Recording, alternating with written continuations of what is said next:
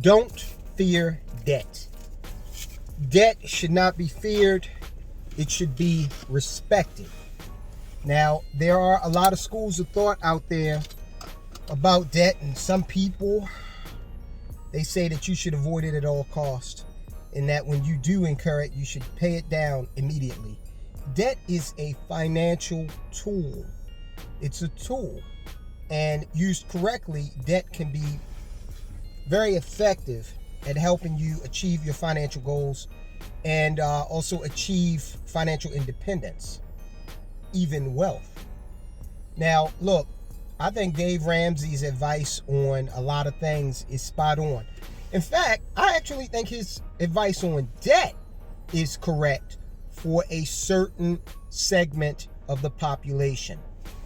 However, if you are out there trying to build wealth, Dave Ramsey's advice in terms of avoiding debt at all costs is not, that's not going to work for you. And, I'm sure if you ask Dave Ramsey, he would say that his advice is not one size fits all. He is an intelligent individual and understands that people have different circumstances. But debt is a tool. And just like any tool, take a hammer. A hammer can help you build a house.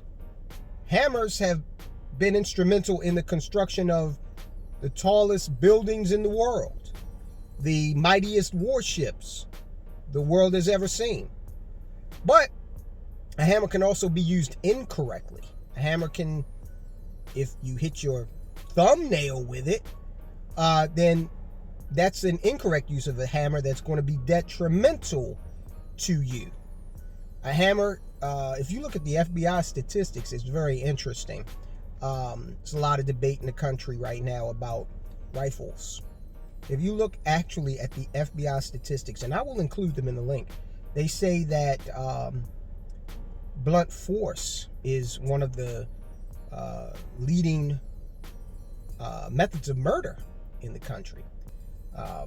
They also say that being slapped, kicked, or stomped to death, that kills more people, results in the deaths of more people, murders of more people, than all of the long guns combined. Okay? But no one's going to say that you shouldn't use your feet to run a marathon or your hands to type out a novel.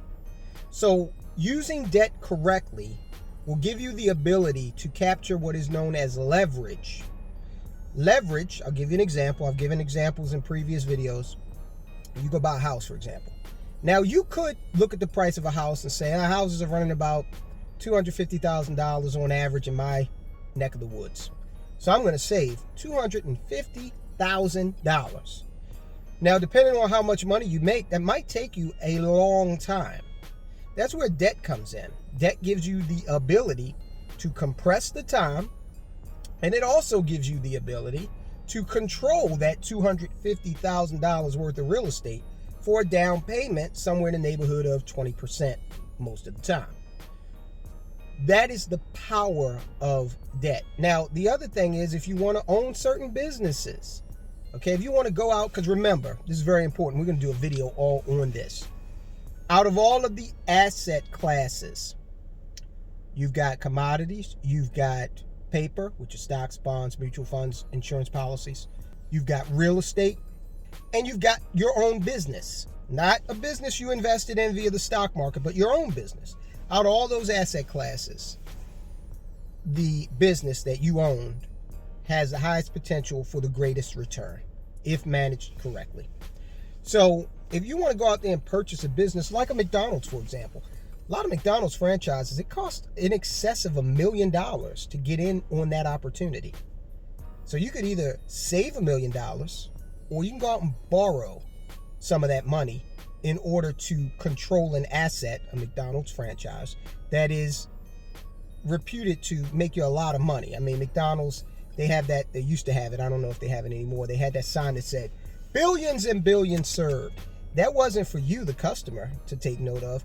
That was for potential franchisees to say, billions and billions served. I might be able to make a lot of money with these guys. So do not fear debt, respect debt. Don't go out here and use debt in such a way that it hurts you financially. So if you go out and you just, impulse buy on debt, or you go buy the latest and greatest vehicles and the latest and greatest phones and all that stuff, actually, if you don't pay those credit card bills off, if you're purchasing this stuff on a credit card, if you don't pay it off within 30 days, that item that you purchased is going to wind up costing you more. You go back to that last video we did with regard to, we did it, the first video or the second, on the student loan debt. Look at how much people were paying, not just in the loan, but in the interest, okay? You never hear people talk about that piece of it. You never hear people say, well, yeah, that $250,000 house you bought is going to be, at the end of the day, it's going to cost you $250,000 plus the interest, whatever that may be, if you take X amount of time to pay it off. You could go out here and rack up a big bill on your student loan debt for a degree program that is never going to make economic sense and justify you taking out that loan. You could go to Harvard and take out money to pay the tuition and get a degree in basket weaving from Harvard. If that's your passion, do it. Because I can hear a lot of people say, well, I want to follow my passion. Well, follow it, okay? Take the money out, do what you want to do. But at the end of the day, don't cry and talk about now you need student loan debt relief because you made a financial decision that was untenable, okay? So, again, I stress, just don't avoid debt to your detriment. You need to work with debt in a very constructive way. And if you have a business, you probably already know that you do need to use debt in a smart way. Now, if you don't have a business, of course, you're still going to need to incur debt because you probably own a home. You want to buy a car. And here's the other thing. I'll leave you with this. Let's go back to our example of the person who we said, the hypothetical where a person was going to save up $250,000 to put on the house, to buy the house outright. Two things. Number one is inflation. So if in the time that it's taking them to save that money, depending on how long it takes, they're going to lose value based on inflation. That's number one. Number two, if they take $250,000 of their money and plunk it down on one asset that they could have used debt to control, you can use debt and you can still live in the house. You can still rent the house out. You can still get the tax advantages from that. If you took all that money and you just said, I'm going to put it in this house. Well, what annual return is that house getting? Could you have gotten a higher return elsewhere if you'd made a different type of investment, if you made another move with your money? Is that possible? It's highly probable. So that's another reason why debt is very important because it allows you to play a little game of arbitrage where you get an asset at one interest rate. You control it by taking out a loan and you pay one interest rate. And then all of the other money that you have freed up, okay, so let's say he put $40,000 on this $250,000 house. So now he's got $210,000 that he can do other things with, okay?